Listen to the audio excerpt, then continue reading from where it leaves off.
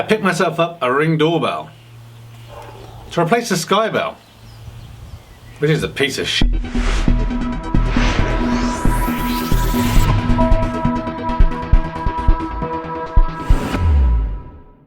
So yeah, I bought the Ring Doorbell. So the reason I've decided to change doorbells is because right now the Skybell I have just isn't doing it for me. So this isn't about the Skybell, but I'll briefly mention it. So I was one of the original backers of the Indiegogo campaign for the Skybell around 2013. I think I finally got it sometime in 2014. And the product, you know things aren't going to be perfect because you've backed something. But essentially for me at least, what I feel like happened is they got their money. I think it was over 531% funded. They eventually shipped the product. It worked-ish. Most of the time it says the device is busy, the picture isn't very good. When you do answer it, you can't see anything, even though it's full signal strength, etc, etc, etc. So basically for me it's just been a really expensive remote doorbell. And they kind of released the new version really kind of straight away and stopped all firmware updates, all support pretty much for the original doorbell. So that's why finally I decided enough is enough, and the Ring Doorbell seems to have been doing pretty well for a while now. So I think it's a more, I guess, supportable and usable product, so I decided to pick myself up one. So this is the original Ring Doorbell. They also do a Pro. The reason I haven't gone for that is for a couple of reasons. First of all, the Pro has a slightly smaller field of view, and I want a larger field of view due to where my kind of front of house is and the coverage as well. This has a 720p camera, whereas a Pro has 1080p. I'm not really that fussed about high definition for this product in terms of when it comes to streaming. I just want it to be visible and functional. The Pro version is thinner, but I actually wanted this one that's this thickness, which means it will cover up the same size hole for the Skybell I have originally. On the Pro you can change the colour of the fascia and things. Again, I'm not too fussed about that. But in general, this meets everything I need. So good field of view, it's got night vision, connects from Wi-Fi, it can be wired or run from battery. The Pro has to be wired. I will be wiring it in anyway. You have the push to talk function, you can access it on your phone, the app seems quite reliable. You've got video recording as well. You do have to pay a subscription for that. I'm going to cover this a little bit more as we go through. What I like about the doorbell is also has a motion detection, and you can select kind of how far or near you want that motion detection to trigger. Again, the Pro has much more customizable defined areas that you can kind of draw out on a little map of the screen. This should be fine for me. And the other thing that I think is fantastic is it has lifetime purchase protection. So basically if someone decides to steal this from your front of your door or wherever it is you've got it, Ring say they will replace it. They also have some other products as well that I'm hoping to look at in the future. They have a remote chime for this. They also have a stick-up cam, which I'm considering as perhaps an alternative or additional to the Canary Flex. And they also have a floodlight camera as well. So quite a few products, and they really are investing in, I guess, the ring of security around your house. So we just do a short unboxing here. So installation should really only take 5 minutes. Everything you need comes with it. So it has the special kind of removal tool, spirit level, the right screwdrivers, the mounting kit, etc. So let's get this thing opened up, and then we'll do a quick install and wrap up with a quick initial thoughts, and we'll do another video in the future once we've lived with it for a little while and actually used it to see if it's working as well as we hoped and expected. So we'll just grab the knife and we'll get this box open. Okay, so just a little bit of tape securing on the side here.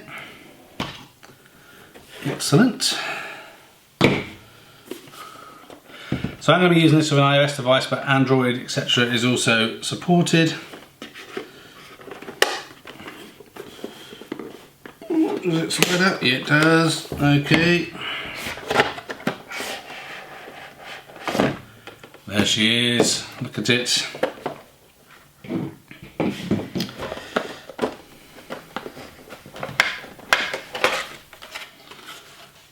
Okay, so inside we have a little screwdriver.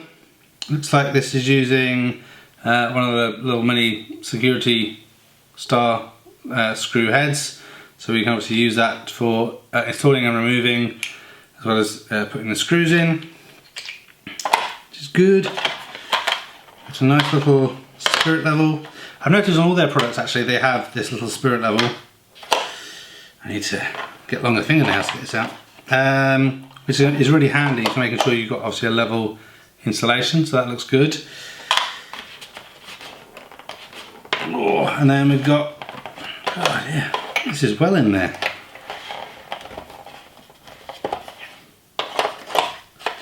A drill bit, to make sure you're using the right drill bit, so number 6 drill bit. Excellent. Anchor screws to attach it to the wall or the window frame.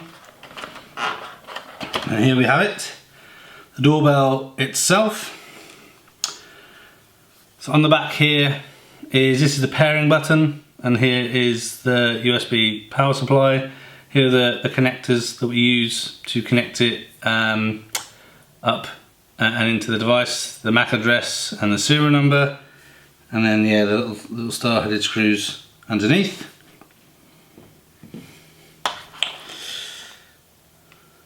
Some little diode, I guess it's some form of resistance, perhaps for the cabling. We'll have to look in the manual for that. Little setup instruction manual there. Here is the back that you mount to the wall first. This is where the terminals will connect into here from the existing doorbell, and obviously then this is where the metal connections on the back here connect in.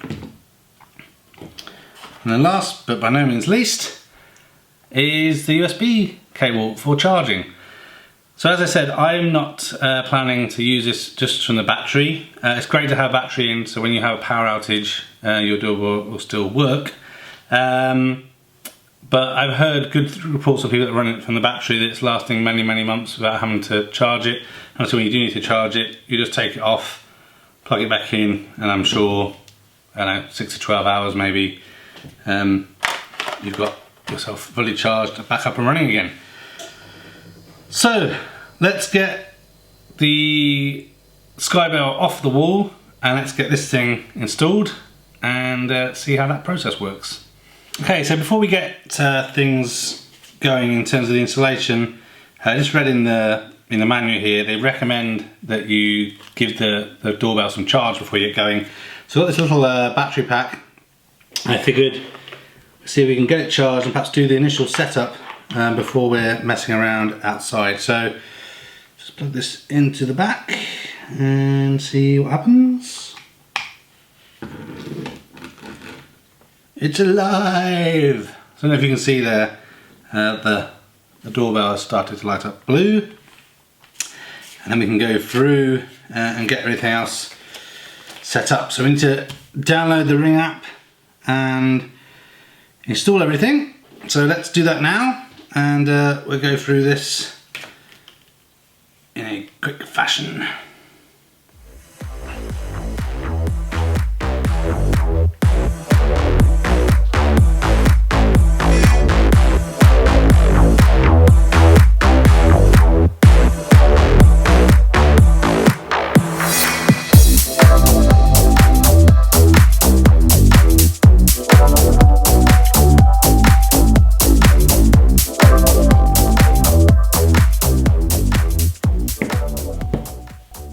Okay, so now we need to press the orange button on the back. Okay, see it's doing some sort of pairing mode. Press continue. Okay, now we need to connect to the doorbell's Wi-Fi. And And I guess we're going to then connect the doorbell to our home Wi-Fi.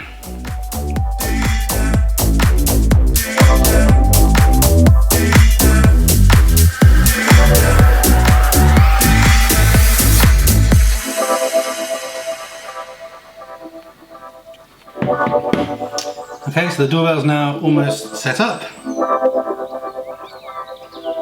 It's now just configuring the Wi-Fi, I believe.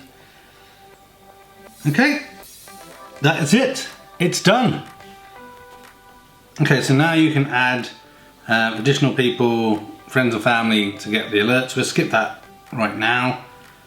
And now we can look at configuring the doorbell, installing it on the wall using the video instructions. So let's do that now. Okay, so we've disconnected the power. Now let's get on with the install.